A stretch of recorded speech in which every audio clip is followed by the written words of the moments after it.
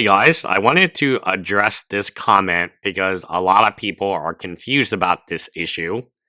What Ethan Klein reply guys fail to realize or deliberately ignore is the precedent this sets. If he prevails, it's open season for other rich people to weaponize the legal system to silence creators. Today, the target is Denims, but tomorrow it could be literally anyone else. Now, first and foremost, I don't think Ethan Klein is wanting to go to trial. He's shown that even he will settle with Casey Tron. Casey Tron said some very nasty things about Ethan Klein and his family. He is willing to settle with Casey Tron. Yes, he demanded an apology, but settlement is on the table. Everyone now believes, including Denims herself, that there will be some type of settlement with Frogan, probably some type of apology. Now that the path has been set, Frogan knows what she can offer. Basically, her GoFundMe, if there's any money left there, maybe a little bit of money on the top to pay Ethan's legal fees, and then an apology written by Ethan's lawyers, Ethan, and Frogan's own lawyers. Frogan's lawyer isn't a hotshot attorney, IP attorney. He's going to want settlement. I've looked at his case files. He doesn't take things to trial. So one of the things that you want to look at if you are sued is what is the opposing counsel? Do they go to trial? Are they currently in trial? Are they a litigation attorney or more likely a transactional attorney, especially in IP? I'm not a litigation attorney. I'm a transactional attorney. There's a very big difference in how those two are trained and how those two develop their skill sets.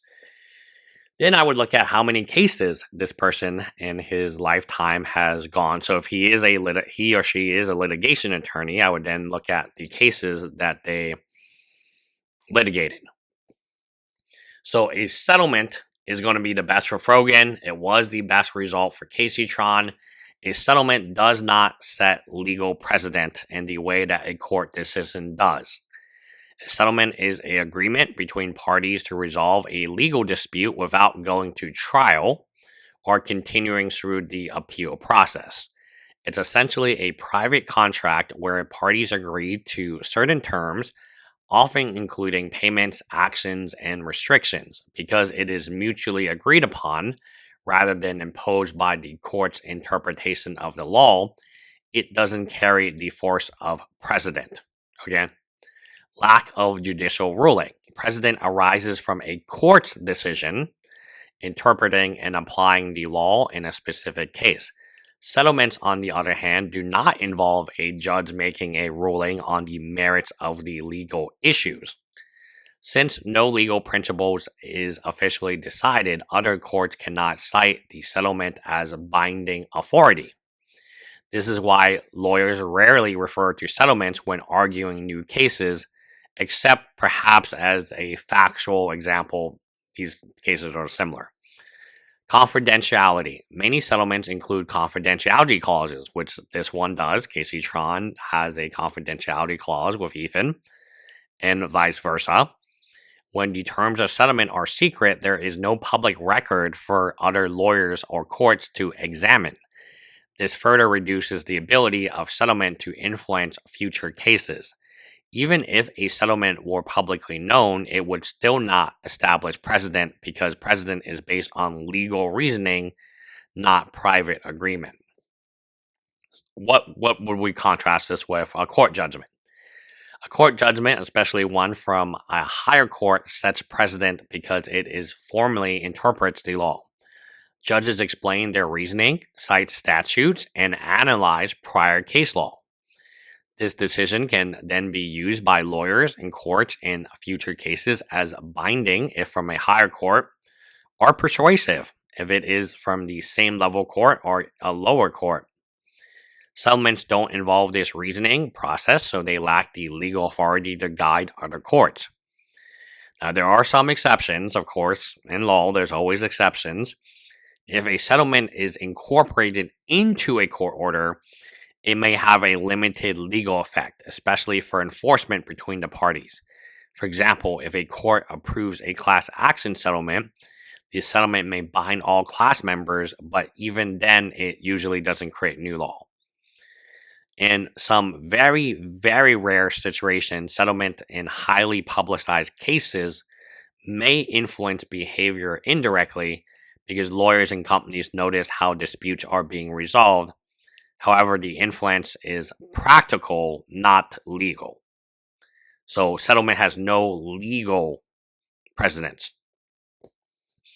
Now, strategy-wise, many parties prefer settlement because it controls outcomes, reduce costs, that's for Caseytron there, and avoids uncertainty. In some industries, settlement can be extremely significant financially or reputational, but they can still remain legally private. So back to the conclusion, settlement resolving disputes do not create new rules of law. They do not establish legal precedent and that other courts are bound to follow. So this is kind of what Ethan Klein is doing. If Denims apologize, they settle. No content creator has to be worried because there's no binding. It's not case law. No lawyer can cite this as, oh, look at this example. Only when a judge or a jury and there's some type of legal reasoning, right? Like there's some type of, okay, your legal argument is A, the legal defense is B, I'm going to go with A or I'm going to go with B. There is no legal reasoning here. So I think this is kind of a, red herring, where they try to make it seem like Ethan Klein is attacking freedom of speech. He's attacking, from a legal perspective, nothing has changed. A settlement has changed exactly zero. And from my point of view, copyright infringement is bad. Now, does Ethan Klein want to pursue it to trial? I don't think so. I would be shocked if we don't see Frogan come out with an apology soon in some type of settlement.